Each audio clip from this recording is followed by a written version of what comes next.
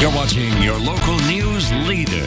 This is WCIA 3 News at 5. Everyone deserves to have the opportunity to have the appropriate care in saving lives. But prosecutors say that didn't happen for a man in Springfield, and now 2 EMS workers in Sangamon County are accused of murder. Good evening, I'm Jennifer Roscoe. Peggy Finley and Peter Cardigan have been charged, Cadigan that is, have been charged with first-degree murder for improperly restraining a patient. That patient was Earl Moore Jr. WCIA 3's Theodora Coulivaris is live in our Springfield newsroom. Theodora, tell us what happened.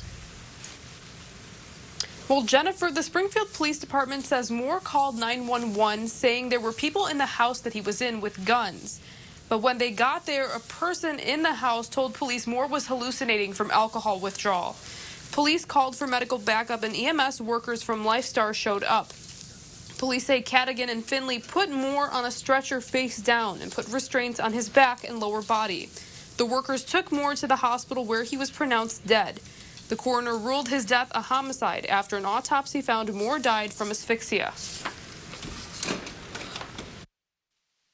Knowing based upon their training, experience, and the surrounding circumstances that such acts would create a substantial probability of great bodily harm or death in violation of the criminal code of the state of Illinois.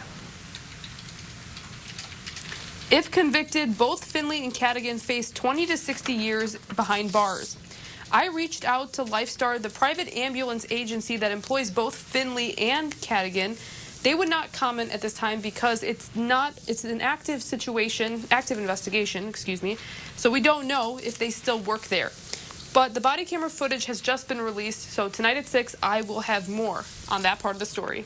Jennifer? All right. Thank you so much, Theodora. Turning now to a case we first told you about last month out of Decatur. A Decatur couple accused of sex crimes has been formally charged. 54-year-old Douglas Nichols and 52-year-old Kelly Nichols were charged with sexual assault and child pornography. Until today, the case was sealed to the public. WCIA 3's Amanda Brennan is live in our newsroom. She's been going through the records all day. And Amanda, what do you know? Sure, Jennifer. So this morning, the husband and wife were in court facing a grand jury. This is all related to a case we first told you about in December. I talked to the Macon County State's attorney this afternoon. Scott Reeder says because of the grand jury indictment, the case was sealed at first. Now that's standard operation. Douglas is facing charges for victims ranging from adults to children under the age of 5. He's also accused of sexual assault and possessing child pornography. His wife Kelly is accused of pornography charges, one of them a Class X felony. If you look at the language of that particular charge, it involves manufacture of child pornography. That is, of course, deemed to be more serious than simple possession. They're both very serious, but obviously the manufacture is much more serious. That's the kind of activity you want to stop. He says the next steps include a pre-trial. It's one way that they help manage the case. It tells the judge if they are ready for trial or not. The Decatur Police Department is the only agency involved. Now, if convicted, she faces 6 to 30 years in prison, Douglas 4 to 15. As we learn more, we will update you on our website, WCIA.com. Reporting live in the newsroom, Amanda Brennan, WCIA 3, your local news leader. Amanda, thank you so much. The funeral service for Fire Chief Larry Peasley was held in Maroa today. First responders, family, and members of the community came out to pay their respects. Flags were lowered to honor Peasley, and the bagpipes were played as people gathered around his casket.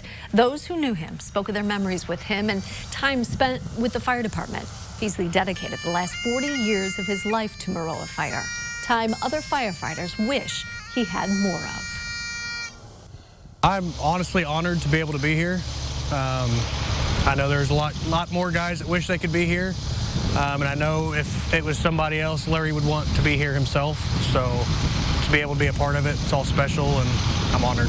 The assistant fire chief tells us filling the position is not on their mind just yet. He, along with Peasley's son, will continue to work together until that time comes.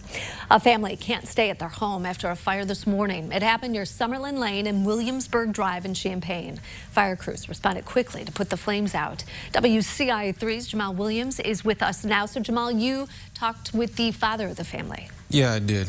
He says he heard the smoke detector going off as he walked into the house around 10 a.m. At first, he didn't see anything. Minutes later, he smelled smoke, then saw a small fire in the bedroom.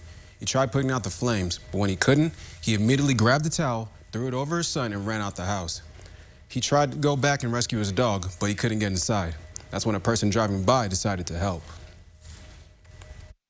I told him to get his son and I would go and get the dog, so I stepped in the door and got his dog out to a safe location for him. If this fire had happened on any other day, at any other time, she may have not been there. I'll tell you why tonight at 6. As for how the fire started, the crew says it was accidental, caused by an electrical appliance. Jennifer? All right, Jamal, thank you so much. The Champaign City Council is considering hiring a private firm to help them recruit more police officers. Tonight, they'll decide whether to work with a California-based company. They say the department is looking for a larger and more diverse pool of applicants, and this firm can help. As of December, they still had 18 openings to fill. The agreement would cost Champaign almost $70,000. A Champaign company did apply, Surface 51, but All-Star Talent was chosen because of its experience with more than 25 departments across the country. Here are some stories making national headlines now. The Justice Department is looking into documents marked classified that were found in an office President Biden used before he was elected president. They do not contain nuclear secrets, but it's unclear what they are and their classification level. It comes almost 3 months after the FBI searched former President Trump's Mar-a-Lago home for top secret documents. Heavy storms are being blamed for at least 15 deaths in California. They have caused massive flooding, mudslides, and widespread power outages. Almost 90% of that state was placed under a flood watch today, and California's rainfall average has quadrupled over the last several weeks. Mandatory evacuation orders have been issued for several counties across the state. And police say a small plane had to make an emergency landing on 355 in the Chicago suburbs today. Take a look. The plane didn't hit any cars. The pilot's okay. It was traveling from Wisconsin to the Chicago area when the pilot reported a loss of power. The pilot was the only person on board. The FAA is investigating. It's been 1 week since 8 tornadoes ripped through central Illinois. How cleanup efforts are going in one community.